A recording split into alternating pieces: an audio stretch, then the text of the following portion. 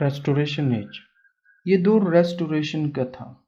इसने वो सारी चीज़ें रिस्टोर कर दी थी जो पहले इराज में बैन हो गई थी, बंद हो गई थी, उन पे पाबंदी लग गई थी। इससे पहले प्यूरिटन एज की बात करें तो ये एज एक रिलीजियस एज थी और काफ़ी सख्त किस्म की, स्ट्रिक्ट किस्म की एज थी। ड्रामा, थिएटर, एक्टर सब बैन हो चुके थे। इंग्लैंड की बादशाहत भी ख़त्म हो चुकी थी। 1649 से लेकर 1660 तक इंग्लैंड को ना कोई बादशाह नहीं मिला था। इंग्लैंड का बादशाह था भी नहीं, तो फिर कौन था? क्रॉमवेल था, जो प्यूरिटन का रिलीजियस लीडर था, जिसने 1649 से लेकर 1660 तक हुकूमत की थी। और फिर इसके बेटे के बाद, यानी क्रॉमवेल के बाद इसका बेटा आ जाता है रिचर्ड। वो थोड़ा नालायक निकम्मा होता है, वो हुकूमत नहीं चला सकता। फिर से हालात बिगड़ जाते हैं, और जब हालात बिगड़ जाते हैं तो हालात को संभालने के लिए चार्ल्स द सेकंड आता है फ्रांस से। खैर वक्त गुजरता है तो हम देखते हैं कि इंग्लैंड का ना एक किंग बनता है, जैसे मैंने अभी बताया, चार्ल्स द सेकंड। और ये जो चीज़ें बैन थी ना इंग्लैंड में, उनको ये दोबारा से खोल देता है। चार्ल्स के आने के साथ साथ बादशाहत भी आ जाती है। शायद यही वजह थी कि इस पीरियड को रेस्टोरेशन एज कहते हैं, क्योंकि बादशाहत दोबारा से रिस्टोर हो गई थी। हर वो चीज़ दोबारा से रिस्टोर हो गई थी जो बैन हो गई थी। अब सवाल यह है कि ये चार्ल्स द सेकंड कौन था? आप किंग जेम्स जानते हैं, अगर मेरे पिछले लेक्चर्स आपने पढ़े हैं या सुने हैं। किंग जेम्स इंग्लैंड का बादशाह था। जेम्स के बाद जेम्स का बेटा चार्ल्स द वन आता है। चार्ल्स द वन के मरने के बाद चार्ल्स का बेटा चार्ल्स द सेकंड इंग्लैंड का बादशाह बनता है। जैसे ही चार्ल्स सेकंड कुछ वक्त इंग्लैंड में गुजारता है तो ये उन चीज़ों को दोबारा से रिस्टोर कर देता है जो पहले बैन हो चुकी थी। चार्ल्स द सेकंड की मज़ीद बात करें तो इसने फ्रांस में बहुत ज़्यादा वक्त गुजारा था। वहाँ पर चार्ल्स ने लिटरेचर को पढ़ा और समझा।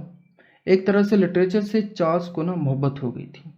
यही वजह है चार्ल्स ने जब तख्त संभाला, जब बादशाहत संभाली, जब किंगशिप संभाली ना, तो थिएटर्स को ओपन करवाए, ड्रामा को दोबारा से बहाल करवाया, थिएटर्स की बेटरमेंट के लिए चार्ल्स ने काम करवाया, और एक तरह से रीबर्थ ऑफ नॉलेज की बुनियाद चार्ल्स ने इंग्लैंड में दोबारा से रख दी थी।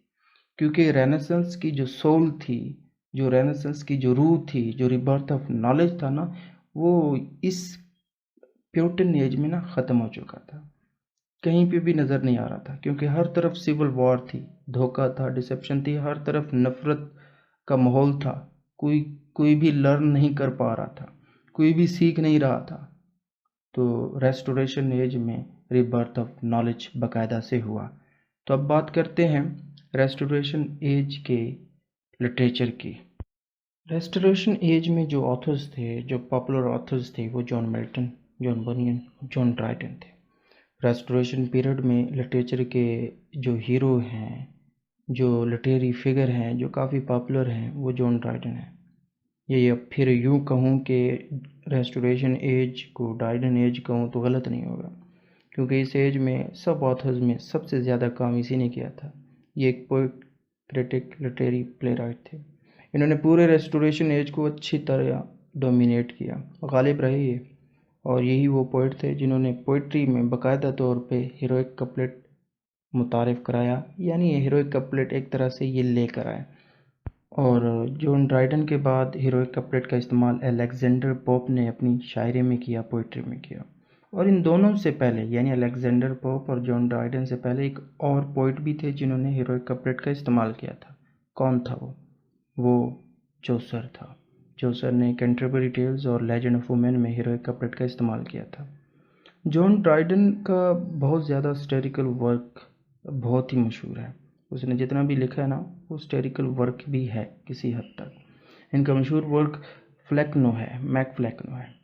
ये एक पर्सनल और लिटरेरी स्टार है। ड्राइडन के दौर के पोइट पर इसने ये लिखा था, जिसका नाम थॉमस शैडवेल है। एक किस्म का ना डायरेक्ट अटैक था शैडवेल की पोइट्री पर। इस दौर के एक और बहुत बड़े फ़िलासफ़र्स थे जिनका नाम जॉन लॉक था। ये इंग्लिश फ़िलासफ़र थे। अब बात करते हैं इस एज के बड़े राइटर्स की। जैसे मैंने अभी बताया, जॉन ड्राइडन था, विलियम कंग्रीव था और जॉन मिल्टन भी थे। ये एक प्ले राइट था। ये दोनों जॉन ड्राइडन और विलियम कंग्रीव एक प्ले राइट थे जिन्होंने कॉमेडीज़ लिखी।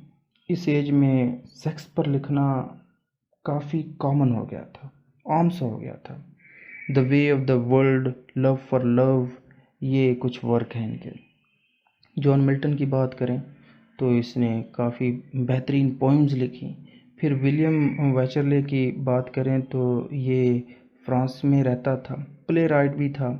इन्होंने कॉमेडी ऑफ मैनर पर बहुत ज़्यादा लिखा था। इनके जो प्ले हैं उनमें से the Plain Dealer, the Country Wife. फिर यहाँ पर एक और राइटर भी आते हैं जो फर्स्ट फीमेल राइटर के तौर पर पहचानी जाती हैं, जो एफ्रा बैन के नाम से जानी जाती हैं। ये पहली प्रोफेशनल वुमेन राइटर समझी जाती है। ये ब्रिटिश गवर्नमेंट के लिए ना एक किस्म की जासूस थी, स्पाई भी रह चुकी थी। प्ले राइट भी ये थी। इन्होंने द रोवर भी लिखा, एक किस्म की ये कॉमेडी थी। अब एक और सवाल कर लेते हैं, वो ये है कि इस एज में कौन से बड़े काम हुए थे लिटरेचर में। तो हमें नज़र आता है comedy of manners, star, heroic couplet. Social life पे ये इन लोगों ने पहले लिखना शुरू किया। पहले सोशल लाइफ नहीं थी, पहले किंग्स थे, उनके बेटे थे, उनके हालात थे। तो सोशल लाइफ में यहाँ से शुरू हुए, लोगों ने लिखना शुरू कर दिया। पॉलिटिक्स पे लिखना शुरू किया, ये भी बड़ा काम था। फेथ पे लिखना शुरू हो गया। रेस्टोरेशन ऑफ मोनार्की भी हमें इस एज में नज़र आई। पहले इंग्लैंड में ये चीज़ें नहीं थी, बादशाहत नहीं ख़त्म हुई थी। तो अब 1649 से लेकर 1660 तक बादशाह ख़त्म हो गई थी, तो रेस्टोरेशन हुई, फिर बादशाहत फिर से आई। खैर, री ओपनिंग ऑफ द थिएटर्स, दोबारा से थिएटर्स शुरू हुए, ये भी बड़ा काम था। फ्रेंच लिटरेचर जो था ना वो भी कहीं ना कहीं डोमिनेट होना शुरू हो गया, क्योंकि चार्ल्स द सेकंड फ्रांस से आए थे, तो वो जो इन्फ्लुएंस था ना वो यहाँ पे इंग्लैंड में लेकर आया था।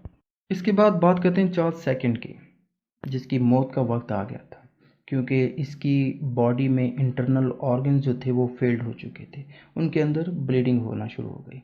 और इसी के साथ 1685 में ये चार्ल्स द सेकंड मर जाता है। कोई वारिस नहीं होता इसका, तो चार्ल्स सेकंड का जो भाई है जेम्स सेकंड तख्त पर बैठता है। अब ये जेम्स सेकंड जो है ना वो ख़ुद एक रोमन कैथोलिक है और काफ़ी स्ट्रिक्ट किस्म का ये बादशाह था। तो अवाम ऐसे बादशाह को कैसे पसंद करती, तो अवाम भी तंग आ गई थी, क्योंकि प्रोटेस्टेंट में ये जेम्स सेकंड हुक्मरानी कर रहा था और जेम्स सेकंड का मज़हब रोमन कैथोलिक था। तो प्रोटेस्टेंट और कैथोलिक एक किस्म के दुश्मन ही समझे जाते थे और अवाम ऐसे लीडर को फिर एक्सेप्ट नहीं कर रही थी।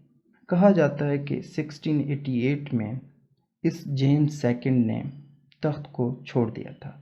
तो उम्मीद करता हूँ रेस्टोरेशन एज की समझ आ गई है, और बाकी जितने भी प्रीवियस लेक्चर्स हैं एंग्लो सैक्सन से लेकर रेस्टोरेशन एज तक वो मैंने इस चैनल की प्लेलिस्ट में लगा दिए, आप देख लीजिएगा। अपना फीडबैक लाजमी दीजिएगा इस लेक्चर के मुतालिक। Thanks for watching this.